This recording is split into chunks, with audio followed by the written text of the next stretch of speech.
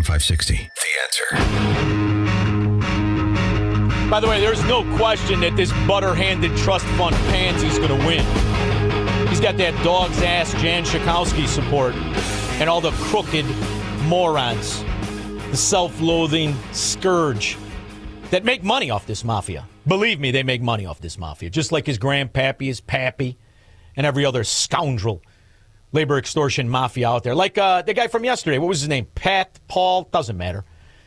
Pre-indicted ironworker union boss. Ironworkers Local 63 rose from the ashes of Chicago fire in 1903. Uh-huh. Oh, wait a minute. You rose from the ashes. You guys are also good at setting fires, aren't you? And more bad news for unions. First, the UAW got run out of a Volkswagen plant in Tennessee. That was last week, and that was humiliating. And now, arrested. 10 union members arrested in Pennsylvania, chalking up a laundry list of charges, including arson, violent crime, and conspiracy. Reporter Jillian K. Melchior is investigating this for the National Review. She joins us. Nice to have you back, Jillian. Hey, thank you for having me. All right, so what's going on with this union in Philly? Yeah, it's a very interesting story. So I've been following it for about a year, and it's not just this union. For about 4 decades, the construction trades have dominated, the unions have dominated the construction sector in Philadelphia. They've used intimidation, violence, vandalism, harassment to basically force contractors and builders into hiring their workers. And I think what you see here is a couple members of the Ironworkers Union got caught for it, and the federal government's actually prosecuting them as a criminal syndicate. How did they get caught? What were the facts underlying what they got caught doing? Well, there are a lot of signs. I think maybe the one that tipped it was there was an act of vandalism just days before Christmas in 2012, where basically, allegedly, union workers went out to a Quaker meeting house that was under construction. They'd gone with an open shop contractor, and allegedly they used basically a blowtorch to target several of the pressure points of this building, caused more than $500,000 worth of damage. And I think that really upset people because, it's... Yeah, that'll upset people. Upset insurance companies. What's the cost of this labor extortion mafia destroying the quality of life, destroying real growth in all these Democrat enclaves? We've been a part of this community here in Broadview since 1975. Uh-huh. Working men and women of Ironworkers Local 63 have always been on the side of workers. But not so much the union hierarchy, like your fat ass. You guys you fooled me. I don't know. You got me all confused. You're the workers. You look out for the work. Sure you do. Bunch of lambones waiting for lunch to be delivered. Jeff in his car. Yeah, Sean, I wanted to point out the hypocrisy of these stooges are complaining about us exporting all these illegals when a year ago they were complaining about them coming in. Yeah, that's the game. That's the game because now they're here and they're the useful idiots to steal billions, not millions anymore. Billions are stolen in the names of the useful idiots. You know that, right? Crooks. Yeah, They're exactly. crooks. And it's paid for not on the backs of other Chicagoans. They can't. They're busted. It's already bankrupt. Or even Cook County or even Illinois. It's paid for on debt. We don't have the money to pay for this corruption anymore. We just pretend we do. It's called a government shutdown, Jeff. And that's the loop that has to be made. The cost of this corruption has bankrupted this nation. Thank you very much for the call. It's aggravating, isn't it?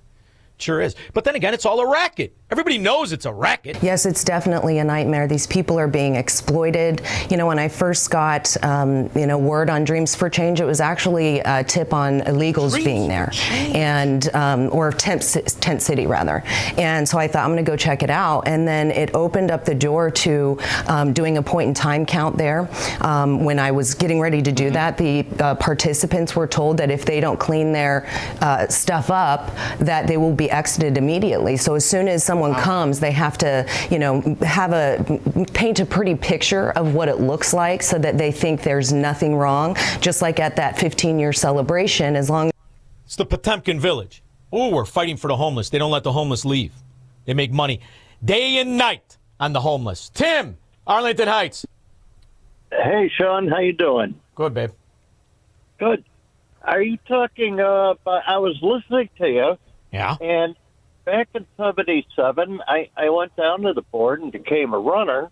Uh-huh. And then ended up at the Mid-Am and knew a guy named George. And you were talking about a family that is making a lot of money at the Board of Trade or the Merc. Uh-huh. And I stayed down there and worked for Ralph Peters. And there were a lot of bad people down there. And a lot of them are still there. Well, that's how you launder the money. You just deposit it in the account, right?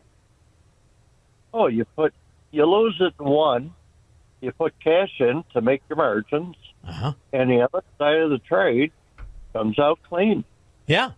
Fascinating, huh? Yeah, just- they really fooled me, Tim. Huh? They really fooled me. But all the time I was down there, you know what? When I was done paying for everything on that day one, you know how much money I had in my account? No. $486. You know how many times I put a check in? Never. Never. The difference is I struggled and I scrimped, and I would tell my other friends. My one friend makes fun of me. He's like, every time you lost money, you'd give me the puppy dog eyes, and I'd be bidding, and he'd say, all right, I'll get you two. That's because I wanted to make my money, honestly. If I wanted to be a scumbag, Tim, do you think I could have got in that? I think I could have. You think I could have? Driving him around. I started there. Started driving him around. You think I could have stayed? But there's a crossroads of conscience every man has to make. The difference between now and then is, back when we were young, they didn't pretend to be decent people. They didn't pretend to be on the up and up. But now they have the audacity of lineage because their grandfathers were the ones that were the scumbags. Their fathers washed the money. And now you're going to run because you're going to fix things for the people? It's an embarrassment. And it'll probably work, Tim. You know why? Society is stupid. And they got used to mafia-run city, Chicago, right? They got used to Madigan. They got used to Ed Burke. They got used to Blago. They got used to little Dick Mel. They're used to it.